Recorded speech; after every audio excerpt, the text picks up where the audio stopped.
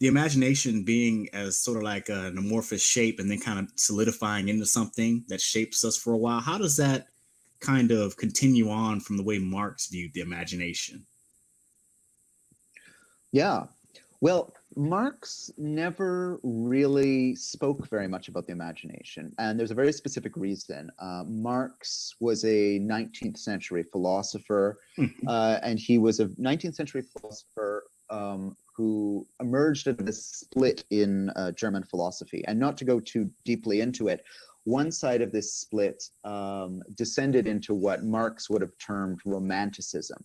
These are certain followers of Immanuel Kant, certain followers of Hegel, who believed that the imagination was really supreme in the world, and that all you needed to do was sort of free your own individual imagination, and you could free yourself from society's ills. And, you know, maybe the present day equivalent of this are like maybe, you know, people who believe that if you just listen to the right music, or you do the right drugs, or you read the right books, you're somehow going to get free of the forms of oppression and forms of exploitation that affect you. And that really it's up to the individual to radicalize their imagination and escape. Marx was dead set against this approach. And instead, Marx went the other direction out of this 19th century German debate in German philosophy towards materialism. And that's the idea that, in fact, the imagination emerges from the material relations of society. They emerge from who has the money, who has the wealth, and who has the power. Marx, in his famous text, the 18th Brumaire of Napoleon Bonaparte, sort of famously summed it up that the ruling ideas of society are the ideas of the ruling class. And you can understand that really cleanly in the 19th century, when the only people really who get to publish books, or who get to write music, or who get to publish art, these would be like ruling class people, and they'd be ruling class Europeans, white Europeans, and men mostly.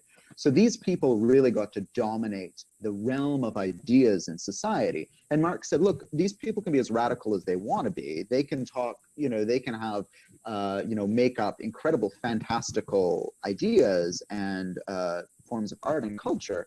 But in the end, they're only emerging from one group in society, and that's the group that has power, which is essentially rich, white European men. Instead, what Marx implied in talking about the imagination is, if we want a real radical imagination, if we want to see an imagination that emerges from something that could really transform society, we need to look to the imagination of those people who are experiencing oppression and exploitation. For Karl Marx, that was the working class. And Marx understood the working class as very narrowly, really. He was interested in the industrial working class, the workers in the factories. He was mostly interested in what he understood to be the vanguard working class, which were mostly white, mostly male workers in England and Germany and France. But I think we can look to inheritors of Marx's legacy to find a different story, and one whose work has been really influential on me and other people who've talked and written about the radical imagination is Robin D.G. Kelley, who's a professor at the University of California, Los Angeles. Robin Kelley has a great book called Freedom Dreams about the Black radical imagination in America over the 20th century.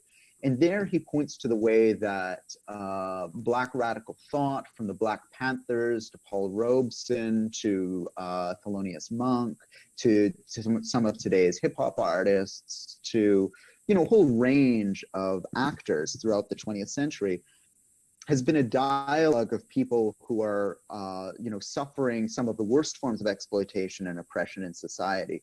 And out of that exploitation and oppression, and out of the dialogue between, on the one hand, philosophy, and on the other hand, art and culture, you get these ideas that are capable of transforming the world. And indeed, Kelley's argument is that this form of radical imagination that emerged in the Black experience, both in the United States and in the broader global frame, has really reshaped the imagination of all sorts of populations, from, in North America and around the world as well.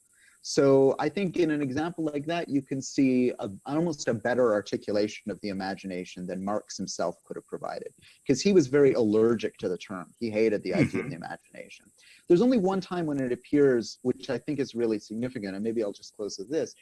He says something very interesting in one of his texts. I think it's the first volume of Capital, which is, and I can't quote it verbatim, but he says, what separates the worst architect in the world from the best beehive in the world is that the architect, unlike the bee, the architect constructs the structure they're going to build in their imagination first.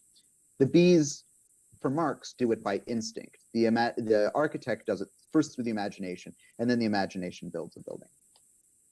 I have my doubts about Marx's understanding of how bees work, and I think some of the interesting research that's been done on bees and hive and herd behaviors recently might make us rethink that. But I think it's the sharpest articulation Marx ever had about what he thought the imagination is, and I think it's our ability to project ourselves into the future, our ability to make plans, our ability to strategize, and our ability to change the world together.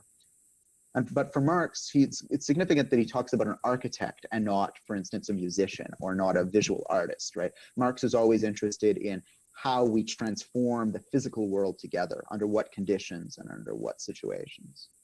Okay, the reason why I even asked was because it just seemed to me, where we're talking about structures and forms, I figured, him being in a time period, that he probably did have something to say about it.